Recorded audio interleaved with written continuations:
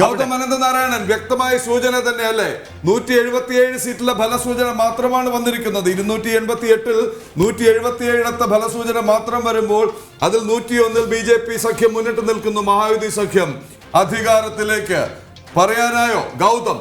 പ്രദീപ്, തീർച്ചയായിട്ടും ആദ്യത്തെ അരമണിക്കൂർ പിന്നിടുന്ന ഘട്ടത്തിൽ തന്നെ മഹാരാഷ്ട്രയിൽ BJPയുടെ വലിയ മുന്നേറ്റമാണ് കാണുന്നത്. ഇതിനകം 101 സീറ്റിലേക്ക് മഹാരാഷ്ട്രയിൽ BJPയുടെ സഖ്യം ലീഡ് നില ഉയർത്തിയിരിക്കുകയാണ്. 70 സീറ്റിൽ കോൺഗ്രസിന്റെ നേതൃത്വത്തിലുള്ള മഹാവികാസ് അഘാഡിയുമുണ്ട്. 6 സീറ്റുകളിൽ മറ്റുള്ളവർ ലീഡ് ചെയ്യുന്നു. പാർട്ടി ബേസ് കണക്കുകൾ നോക്കിക്കഴിഞ്ഞാൽ 60 സീറ്റിലാണ് BJP ഒറ്റയ്ക്ക് ഇപ്പോൾ മഹാരാഷ്ട്രയിൽ ലീഡ് ചെയ്യുന്നത്. BJPക്കൊപ്പമുള്ള ശിവസേന 25ഇടത്തും NCP അജിത് പവാർ വിഭാഗം 16 സീറ്റിലും ലീഡ് ചെയ്യുന്നു. അങ്ങനെയാണ് ഈ 101 എന്ന ഒരു വലിയ നമ്പറിലേക്ക് മഹായുതി സഖ്യം എത്തിയിരിക്കുന്നത്. കോൺഗ്രസ് നേതൃത്വം നൽകിയ സഖ്യത്തിന്റെ 70 ഓരോ പാർട്ടി അടിസ്ഥാനത്തിൽ നോക്കുമ്പോൾ കോൺഗ്രസ് ഒറ്റയ്ക്ക് 33 സീറ്റിൽ ലീഡ് ചെയ്യുന്നു. ശിവസേന ഉദ്ധവ് താക്കറെ വിഭാഗം 22ഇടത്തും അതുപോലെ തന്നെ ശരത് പവാർ നേതൃത്വം നൽകുന്ന NCP 15 സീറ്റിലുമാണ് ഇപ്പോൾ ലീഡ് ചെയ്യുന്നത്. ഏതായാലും മഹാരാഷ്ട്രയിൽ ഭരണമാറ്റമില്ല. അവിടെ BJP നേതൃത്വം നൽകുന്ന NDAയുടെ ഭരണ തുടർച്ച ഉണ്ടാകും എന്ന കൃത്യമായ ഫലസൂചനയാണ് ഇപ്പോൾ മഹാരാഷ്ട്രയിൽ നിന്നും വരുന്നത്. ഉത്തർപ്രദേശിലെ ഉപതെരഞ്ഞെടുപ്പുകളുടെ ഫലം കൂടി വേഗത്തിൽ പരിശോധിച്ചാൽ അവിടെ BJPയുടെ വലിയ മുന്നേറ്റം നിന്നപ്പോൾ UPയിൽ കാണാൻ സാധിക്കുന്നു.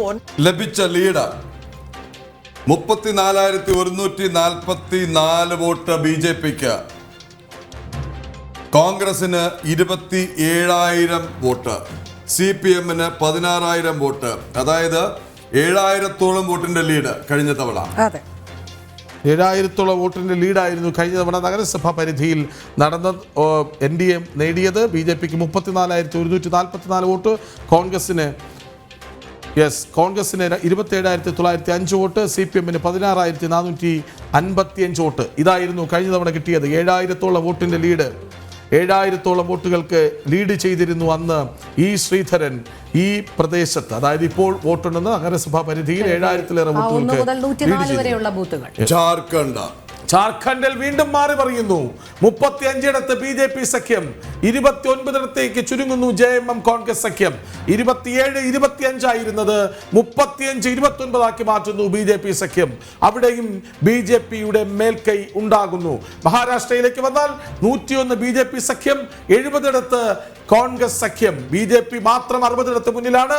ശിവസേന ഷിൻഡെ സഖ്യം, ഷിൻഡെ വിഭാഗം 25ഇടത്ത്, NCP അജിത് പവാർ പക്ഷം 16ഇടത്ത്, കോൺഗ്രസ് 33ഇടത്ത് മുന്നിൽ, 22ഇടത്ത് ഉദ്ധവ് താക്കറെ പക്ഷം ശിവസേന, 15ഇടത്ത് ശരത് പവാർ NCP മുന്നിലാണ്.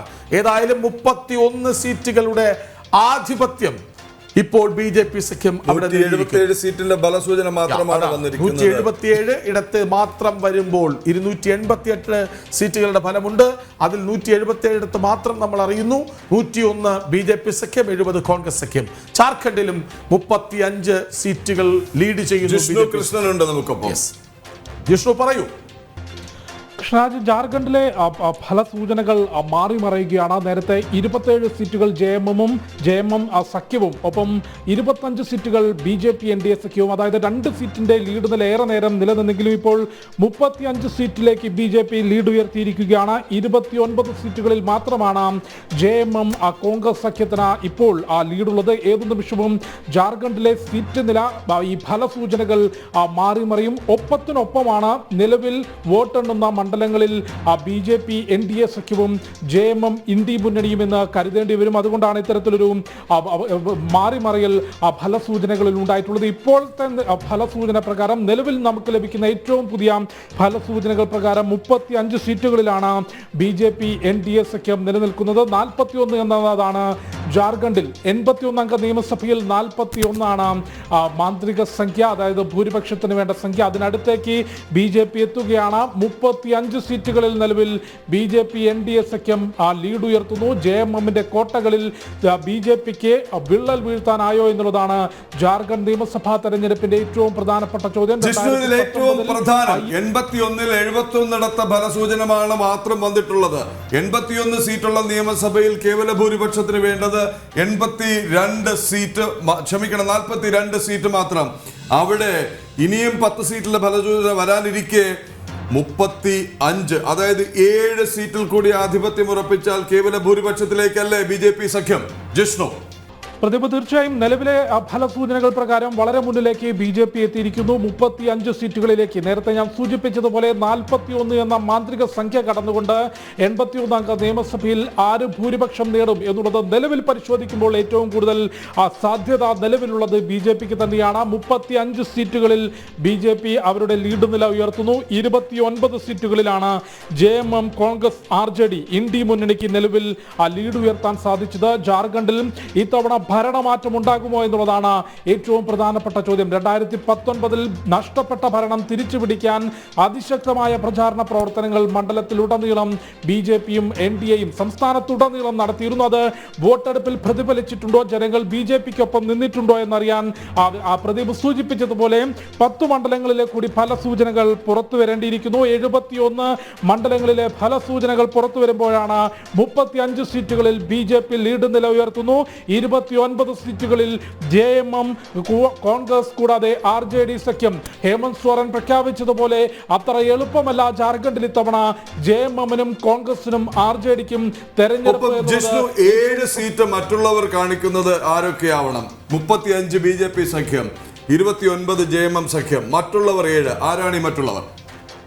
സ്വതന്ത്ര സ്ഥാനാർത്ഥികൾ വിവിധ മണ്ഡലങ്ങളിൽ ജാർഖണ്ഡിൽ മത്സരത്തിനിറങ്ങിയിട്ടുണ്ട്. ഒപ്പം സഖ്യത്തിനല്ലാതെ CPIML ഉൾപ്പെടെ ചില മണ്ഡലങ്ങളിൽ സ്ഥാനാർത്ഥികളെ നിർത്തിയിട്ടുണ്ട്. അത്തരത്തിൽ സ്വതന്ത്ര സ്ഥാനാർത്ഥികളും ചെറിയ കക്ഷികളും പ്രാദേശിക കക്ഷികളും ഉൾപ്പെടുന്നതാണ് ഈ നിലവിൽ മറ്റുള്ളവരുടെ കോളത്തിൽ 7 പേർ ലീഡ് ചെയ്യുന്നത്. അവർ ആർക്ക് അനുകൂലമായി നിൽക്കും എന്നുള്ളത് സംബന്ധിച്ചും ജാർഖണ്ഡിനെ സംബന്ധിച്ച് ഏറെ നിർണായകമാകും. ഏതായാലും നിലവിലെ സാഹചര്യത്തിൽ നിലവിൽ ലഭിക്കുന്ന ഏറ്റവും ഒടുവിൽ പുറത്തുവരുന്ന ഫലസൂചനകൾ പ്രകാരവും 35 സീറ്റുകളിൽ BJP NDA സഖ്യം ജാർഖണ്ഡിൽ ലീഡ് ചെയ്യുന്നു. ജാർഖണ്ഡിന്റെ ഭരണം BJP പിടിച്ചെടുക്കുമോ എന്നറിയാൻ നമുക്ക് ഏതായാലും 1 മണിക്കൂർ കൂടി. കാരണം നിലവിലുള്ളത് എന്തൊക്കെ നമ്മൾ പറയുമ്പോഴും ഫലസൂചനകളാണ് ലഭിക്കുന്ന. നിലവിൽ ഏറ്റവും പുതുതായി ലഭിക്കുന്ന ഫലസൂചനകളാണ്. ഒരു പുതിയ ചിത്രത്തിലേക്ക് എത്താൻ ജാർഖണ്ഡിന്റെ